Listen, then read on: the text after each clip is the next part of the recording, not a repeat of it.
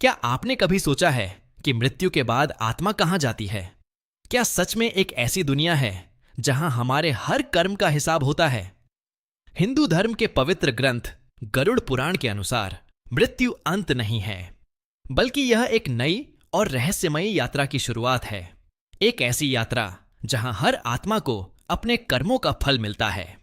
कहते हैं, जब किसी मनुष्य की मृत्यु होती है तब उसकी आत्मा शरीर को छोड़ देती है।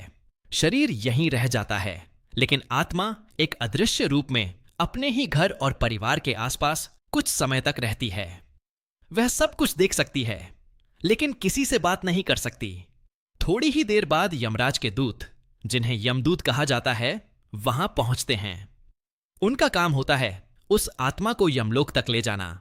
अगर व्यक्ति ने जीवन में अच्छे कर्म किए होते हैं तो यमदूत शांत और सौम्य रूप में दिखाई देते हैं, लेकिन जिसने पाप किए होते हैं उसके लिए उनका रूप बहुत भयावह बताया गया है। गरुड़ पुराण के अनुसार मृत्यु के बाद आत्मा की एक लंबी यात्रा शुरू होती है। यह यात्रा आसान नहीं होती। रास्ते में अंधकार, कठिन मार्ग और डरावने स्थान आते हैं। पापी आत्माओं को इस यात्रा में बहुत कष्ट होता है, जबकि पुण्य आत्माओं के लिए यह मार्ग अपेक्षाकृत सरल होता है। कई ग्रंथों में बताया गया है कि आत्मा को इस यात्रा के दौरान वैतरणी नाम की एक भयानक नदी भी पार करनी पड़ती है। कहा जाता है कि यह नदी पापों का प्रतीक है।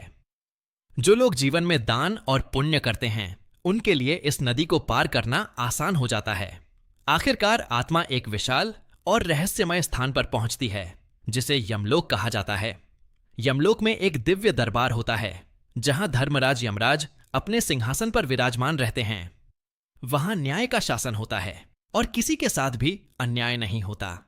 सबसे पहले आत्मा को चित्रगुप्त देवता के सामने ले जाया जाता है। कहा जाता है कि चित्रगुप्त हर मनुष्य के जीवन का पूरा लेखा जोखा रखते हैं। उन्होंने हर अच्छे और बुरे कर्म को लिखा होता है।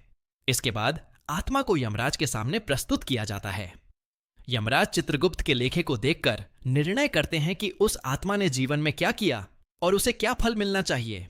अगर किसी व्यक्ति ने सत्य, दया, सेवा और भक्ति का मार्ग अपनाया होता है तो उसकी आत्मा को सम्मान मिलता है।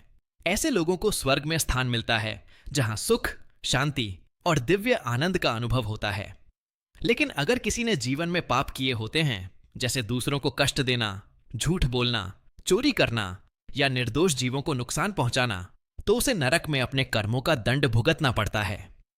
गरुड़ पुराण में नरक के कई प्रकार बताए गए हैं। हर पाप के लिए अलग प्रकार की सजा होती है, लेकिन यह दंड हमेशा के लिए नहीं होता। इसका उद्देश्य आत्मा को उसके कर्मों का फल देना और उसे सुधारना होता है। अपने कर्मों का फल भोगने के बाद आत्मा को फिर से पृथ्वी पर जन्म लेना पड़ता है। इस नए जन्म का निर्णय भी उसके पिछले कर्मों के आधार पर होता है। यही कारण है कि हमारे धर्म ग्रंथ बार बार कहते हैं, मनुष्य को हमेशा अच्छे कर्म करने चाहिए, क्योंकि अंत में धन, संपत्ति या पद नहीं, बल्कि केवल कर्म ही हमारे साथ जाते हैं।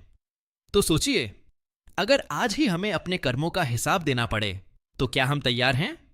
अगर आपको ऐसी ही रहस्यमयी और ज्ञानवर्धक कहानियां पसंद हैं तो वीडियो को लाइक करें, चैनल को सब्सक्राइब करें और कमेंट में लिखें, जय श्री हरि।